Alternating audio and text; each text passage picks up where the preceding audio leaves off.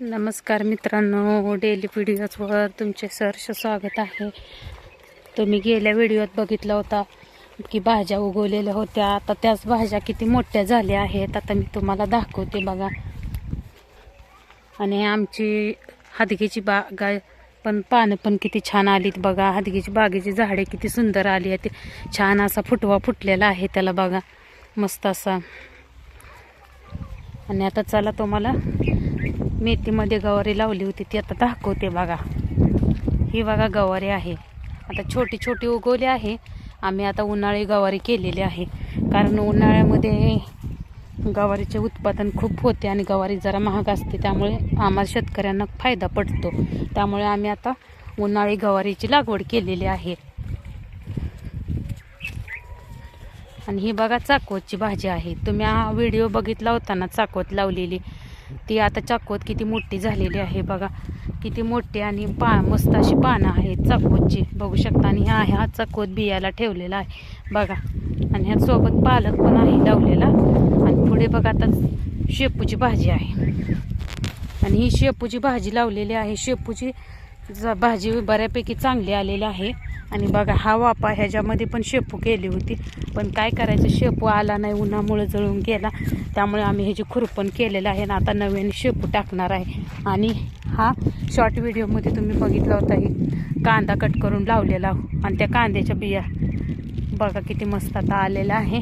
आणि इकडे बघा गाजर पण आहे.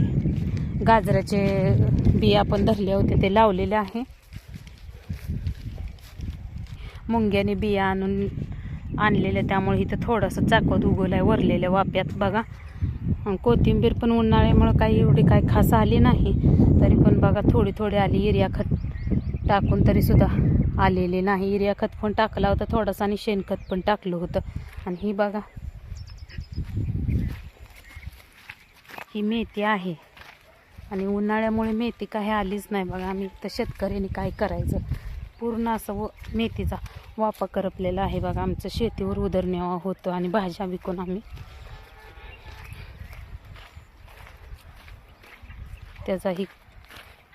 त्या आम्ही भाज्या विकतो आणि भाज्याची लागवड करतो, बाजारात नेऊन विकतो.